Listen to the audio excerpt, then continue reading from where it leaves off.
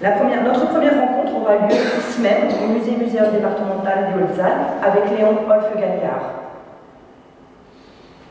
Le musée archéologique et la Société d'études des Hautes-Alpes, ancêtres du musée-muséum, ont été fondés entre 1874 et 1883 par les archivistes Robert Long et Paul Guillaume. Par codicile en date du 20 juillet 1892, Léon Wolf-Galliard lègue sa bibliothèque et une collection de spécimens à cet établissement. Et le legs est important à plein titre. Donc là, vous voyez ici le magasin où est conservée la bibliothèque de Léon Wolf-Galliard et un oiseau représentant sa collection de spécimens.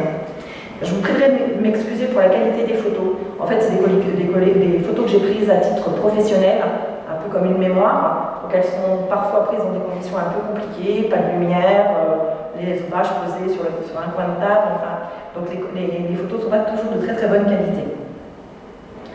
Donc le legs, je disais que le legs était important à plus d'un titre, parce qu'il semblerait, je mets des conditionnels, que la bibliothèque est l'une des plus riches parmi celles spécialisées dans l'étude des oiseaux.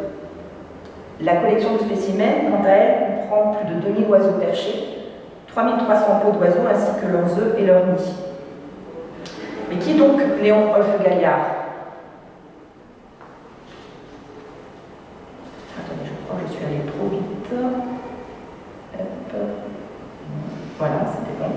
Et donc, qui est donc Léon Wolf-Galliard? C'était le fils unique d'une très ancienne famille originaire des Hautes-Alpes. Et très tôt, il a manifesté un goût pour les sciences de la nature et les langues vivantes. Dès l'adolescence, il commence une collection d'oiseaux et s'initie à l'ornithologie avec des savants amis de sa famille. Il rassemble les premiers éléments de son musée d'histoire naturelle dans la propriété familiale de Montcorin dans le Rhône. Il devient ensuite membre de la Société Linnéenne, qui est une société qui travaille sur les sciences naturelles. En 1851, il découvre une nouvelle espèce d'oiseau, l'Erytacus moussieri. Entre 1853 et 1855, il va rédiger un catalogue dans le genre du Conspectus Generum Avium. Alors, ça fait référence à un travail qui avait été fait par le zoologiste français Charles-Lucien Bonaparte, la famille de Bonaparte, et qui est en fait un travail sur les oiseaux. Et donc, il s'est inspiré de ce travail fait par Charles-Lucien Bonaparte pour rédiger lui-même un catalogue dans le même genre. Mais il ne sera jamais publié, il va le garder sous sa version manuscrite. Et puis, il va aussi ensuite rédiger un premier catalogue des oiseaux du Rhône. En 1856, il participe au 10e congrès de la Société allemande d'ornithologie à Köthen, où il va rencontrer le fameux Charles-Lucien Bonaparte et de nombreux ornithologues allemands d'Europe, de toute l'Europe, parmi lesquels Christian Ludwig Brehm, un zoologiste très réputé à son époque, avec lequel il va entretenir une correspondance. Et ce Christian Ludwig Brehm va aussi lui offrir des ouvrages. Il entreprend alors une vaste bibliographie intitulée Bibliothèque ornithologique, qui est conservée dans la collection du muséum, qu'il va achever en 1865. En 1880, il se fixe définitivement à Hendaye, en raison de la grande variété d'oiseaux que l'on peut y trouver. Et il mourra à Hendaye. Il entretient une correspondance avec un grand nombre de naturalistes. Cette correspondance est aussi conservée ici, dans les magasins du musée-muséum. Et il reçoit la visite de plusieurs d'entre eux chez lui à Hendaye. Que trouve-t-on dans ce fonds spécialisé, dans cette bibliothèque?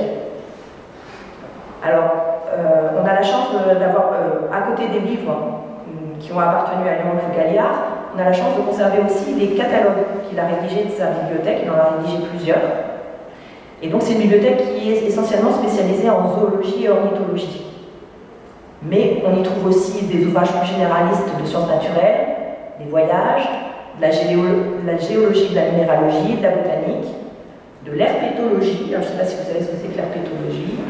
C'est l'étude des reptiles et des amphibiens, ainsi que de la mastologie, qui est l'étude des mammifères. des ouvrages de taxidermie et aussi sur la peinture d'histoire naturelle. C'est une bibliothèque dans laquelle on trouve, qui est constituée d'ouvrages qu'il a achetés, d'ouvrages qui lui ont été donnés, et aussi d'ouvrages qui proviennent de sa bibliothèque familiale. Et donc dans cette partie, on trouve des choses plus classiques comme de la théologie, l'écriture sainte, la jurisprudence, la philosophie, linguistique, histoire, géographie, une bibliothèque d'honnête homme. Alors, là vous verrez en haut à gauche, donc c'est un ouvrage en allemand écrit par Christian Ludwig Brehm et qu'il a envoyé à Léon Wolfe-Galliard. Et Léon Wolfe-Galliard avait apparemment la manie de découper les photos des auteurs et de les coller dans les ouvrages. Et les notes qui sont écrites sont des notes manuscrites, certainement de la main de Léon Wolfe-Galliard, en tout cas en partie, peut-être pas la partie haute qui est en allemand. Donc on apprend que c'est un ouvrage qui lui a été promis par Christian Ludwig Brehm et qu'il a reçu quelques mois plus tard. En bas, vous avez un ex-libris d'un certain Johann Baumann. Donc là, ça fait partie des ouvrages que Léon Wolfe-Galliard a dû acheter, certainement auprès de libraires spécialisés, pour constituer sa propre collection. Ici, je ne sais pas si c'est très visible, oui, en fait, ce sont des petites notes que Léon Wolfe-Galliard a écrites sur certains ouvrages pour dire que ce sont des ouvrages qui proviennent certainement de sa bibliothèque familiale, de son grand-père, de son père ou de son grand-père.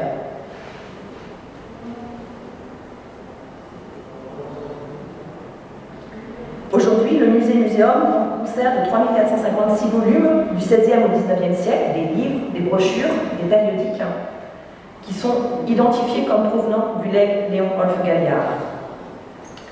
Alors c'était intéressant de regarder s'il y avait des choses un peu particulières, un peu rares dans les ouvrages conservés dans cette bibliothèque.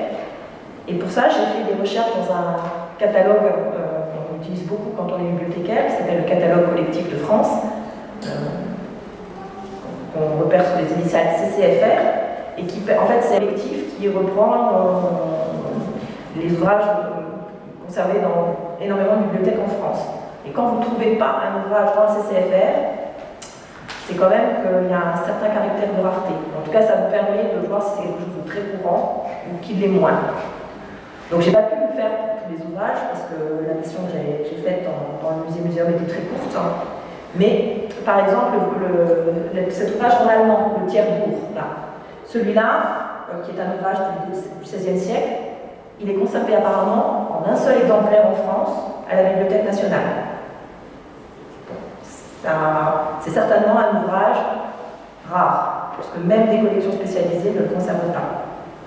L'autre, l'ouvrage de Christiane Frédéric Garmani, là, Aologia Curiosa, c'est pareil, il est conservé en un seul exemplaire. C'est une édition du XVIIe siècle, un seul exemplaire à la Bibliothèque nationale.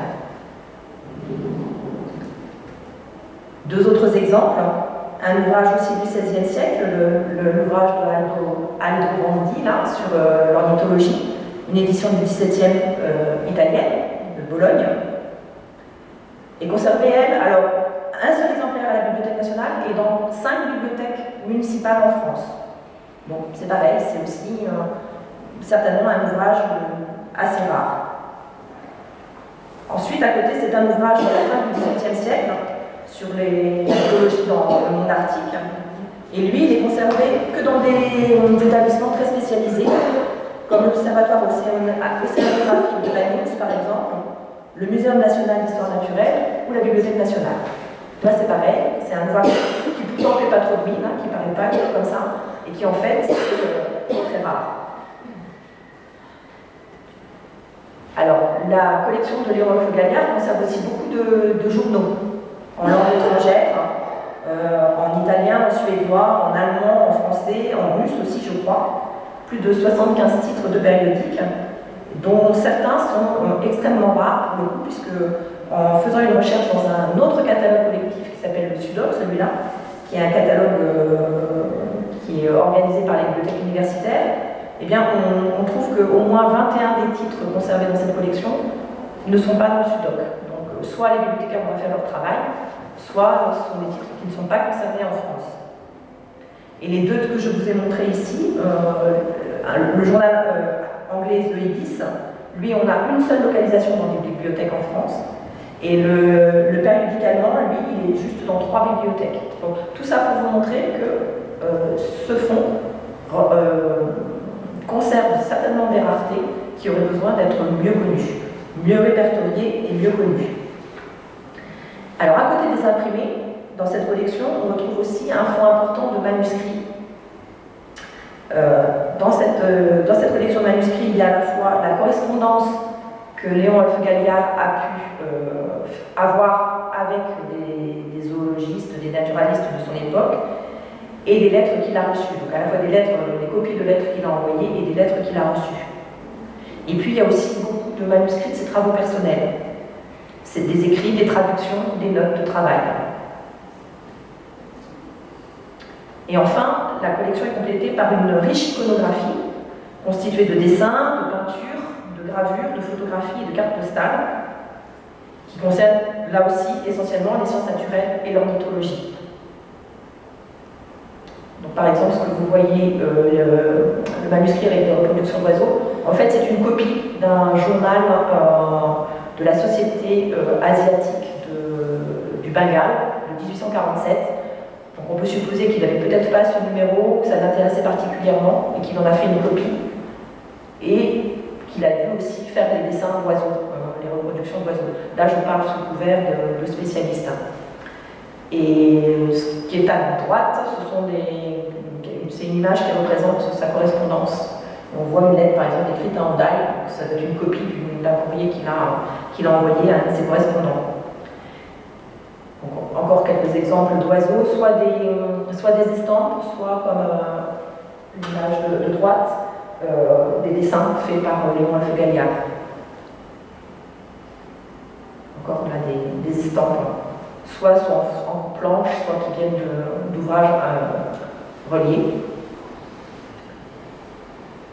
À gauche, c'est aussi un dessin de Léon Wolf-Galliard. Enfin, les deux doivent être sous réserve, Madame Vermeulen, mais je pense qu'ils sont signés de Léon Wolf-Galliard. Et puis enfin, dans cette collection iconographique, il y a un album de portraits constitué par Léon Wolf-Galliard, de naturalistes du XVIIIe et XIXe siècle. Alors, comment on peut, si on est intéressé par cette collection aujourd'hui, comment on peut y accéder? Alors, les collègues du musée ont commencé un inventaire qui, à ce jour, n'est pas encore achevé. Et on a encore aussi, donc, ce que je vous disais, les catalogues faits par Léon Wolf-Galliard lui-même, qui sont plutôt des documents d'archives. Et on peut se poser aujourd'hui la question de savoir quel est l'intérêt de cette bibliothèque au niveau national. Là aussi, si on fait une petite recherche sur un outil professionnel qui s'appelle le répertoire du catalogue collectif de France, qui comprend à l'heure actuelle la description de 3500 fonds un peu partout en France, eh bien, il y en a seulement 17 qui parlent de zoologie et d'ornithologie en France. Et ils sont conservés soit dans les muséums d'histoire naturelle, soit dans des bibliothèques universitaires, à Reims ou à Toulouse ou Montpellier, soit dans quelques bibliothèques municipales. Donc voilà, ce fonds-là qui pour l'instant est encore peu connu, a toute sa place et mériterait donc de faire l'objet d'un travail plus approfondi.